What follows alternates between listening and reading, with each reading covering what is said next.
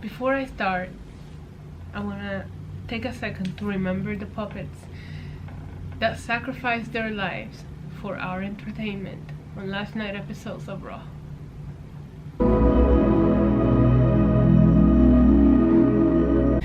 Hi there, my little demons and divas. Bienvenidos. Welcome back to my channel. Que es la que hay? Estamos activados, estamos encendidos, mi gente. We are back.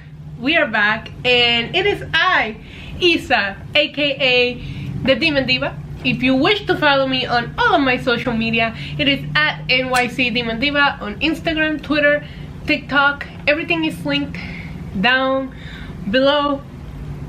Today, I have some very exciting news. I found 5 things that I liked about Monday Night Raw. I know. I'm so proud of myself. Yeah, I didn't hate last night's episode of Raw. Did you? I don't know. Let me know in the comments if you guys liked the episode, because I mean, it wasn't like, oh my god, it's so entertaining, but I didn't hate it. So before I give you the 5 things that I enjoy about last night's episodes on Monday Night Raw, please, if you like this video and you enjoy my content, make sure you hit the subscribe button and hit the notification bell, because I have been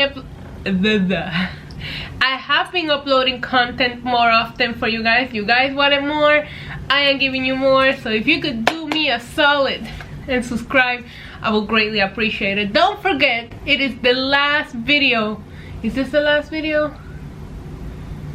Yeah, I'm gonna give away the Fiend figure tomorrow, so leave a comment, because I'm giving the Fiend figure away for those who comment, who are subscribed and follow me on Twitter. So without further ado, no vamos a esperar más nada. Let's do it. Let's talk about 5 things. Last night's Raw's high fives. Oh, I need a life. Alright, let's start. In no particular, actually no, in a very particular order. Number 1, I want to talk about all of the tributes. The first thing that I really enjoyed about last night's episode of Raw was all of the tributes to Luke Harper, Brodie Lee, Jon Huber throughout the night. I have seen on social media mixed feelings about how WWE chose to start the night with just the graphic, no video package, no 10-bell salute. But in my opinion, I feel like what we've learned from this, which still has not sinked in, is that Luke Harper, Jon Huber, was a very, very loved man by all of his peers, and it felt better to see the people that he worked with, the people that loved him, honor him, than just to see everybody standing on the stage with a 10-bell salute. Like, I personally prefer that. So last night, Monday Night Raw opened up with a graphic honoring Luke Harper, and in my opinion, I absolutely love that the first words out of Tom Phillips' mouth as soon as Raw started was, "It's Monday and you know what that means." And then Drew McIntyre comes out and says it again, and he gets a yeah in there. Xavier Woods, bless his heart, you can tell that Xavier Woods is hurting, and he went on Talking Smack. Him and Kofi Kingston cut an amazing promo. I don't know, I personally am not unhappy with how WWE is handling all of their social media accounts are mentioning him. They're allowing their performers to go out there and mention him.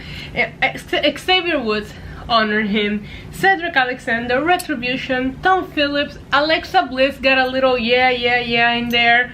That you know what that means. Like, there was a lot of tributes. I probably missed a few. It took me social media to show me the gif of, I think it was the Retribution one. I didn't even catch it until I saw it on social media.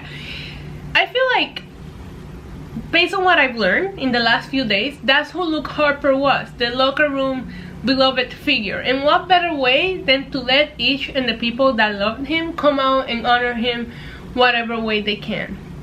I really wish we would have seen Bray last night, but I bet you Bray has to be hurting, and it would have been nice to just see some kind of reference from Bray, but I understand storyline wise this is not the time for Bray to come back. I thought we were gonna see him last night. So that's a great transition to number 2.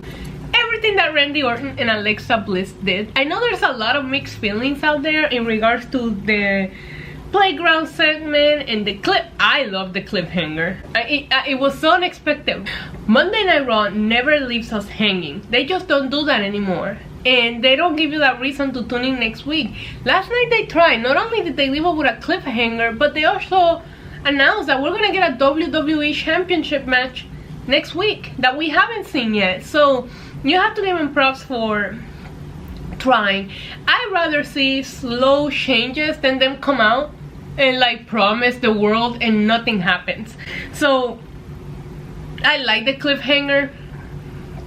I loved Alexa's acting and intensity when she was begging Randy Orton to fucking light her on fire. Like, what? I wasn't expecting that. I was expecting the Fiend to come back. That was the last thing I was expecting, was for Alexa to be like, alright, well, I dare you to do to him, to do to me what you did to him. And there was a part of me that was like, bitch, no, he will. Like, it's Randy Orton.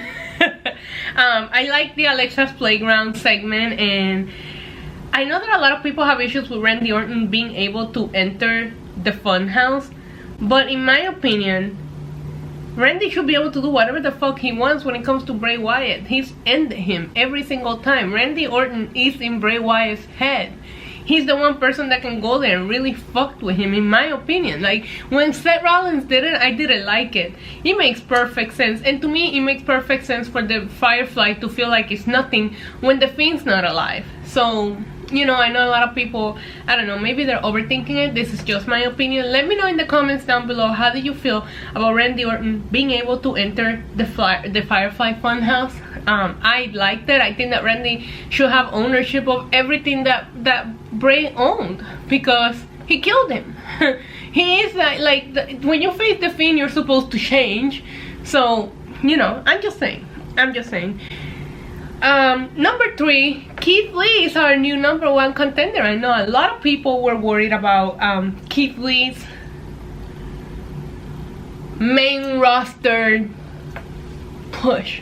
And in my opinion, last night goes to show you that there are still behind Keith Lee, and some stories just take a little while to build. It doesn't make them any less better than a short-term story. So I thought that the match with Sheamus was great. I didn't like how they started with the promo interrupt, here's a match. It feels like such a it's been done so much. But it's good that we're going to get a WWE Championship match on the first episode of Raw in 2021. Talk about a good ending and a nice start. And yeah, it's another reason to tune in next week, which is what I talked about during the cliffhanger that they left us at the end of Raw. Number 4, AJ Styles versus Elias was a really good match. What else can we ask for outside of good wrestling? Yeah, good storylines, yes this, yes that, but at the end of the day, it's all about good wrestling. Like, you know, it's a wrestling show. I thought this was one of Elias' best, if not his best match. I really enjoyed it. Now, did he have the best dance partner in the game?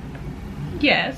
This felt like when you go on Dancing with the Stars and the person has like dancing, like the star has dancing capabilities, so they get paired with a pro and it's like a dream because they can actually dance. That's what happens when you get AJ Styles, you know? That's a weird analogy, but you guys know I watch reality TV, so in my brain that's how that works. Yeah, I thought that Elias looked really good. AJ Styles can put on a good match against anybody, and I liked it. I enjoyed it. I also enjoyed an honorable mention. Hello, Roman. An honorable mention is an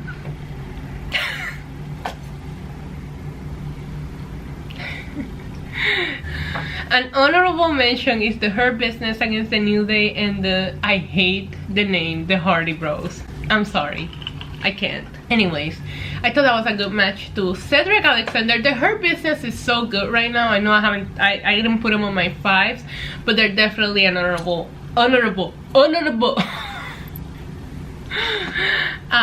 mention. And at number 5, justice has been served.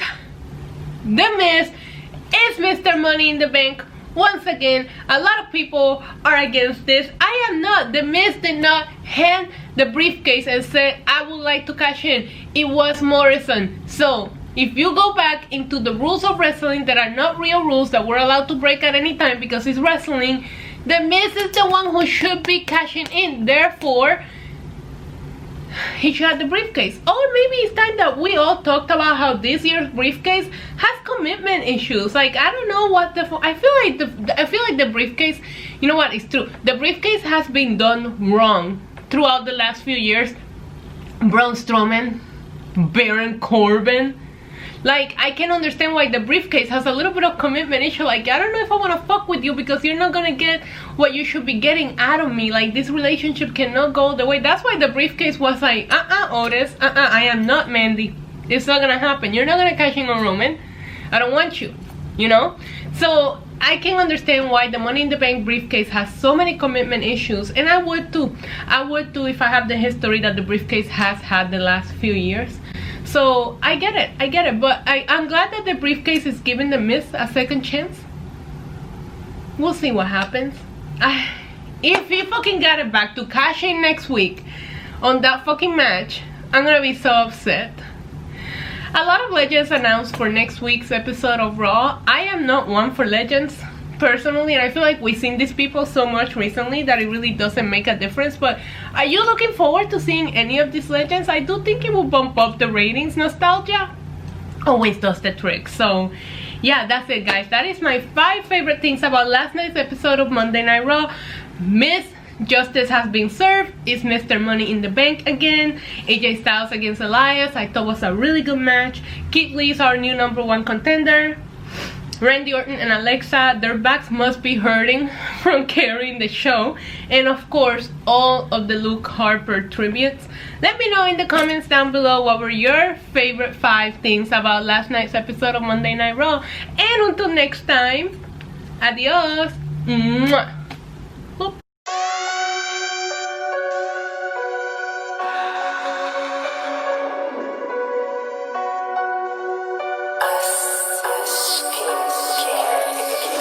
Yeah, Demon Diva, quite the screamer. Cursing, tease ya, hurting, please ya. Spot her out in any of y'all arena. Break the meter, get way too excited, watch her boot up. If the lady good, she get lady wood until you know who we can suit up. I get a girl a salute, wrestling down at the rope. Y'all gotta run with the group, wrestling with the commute. Yeah.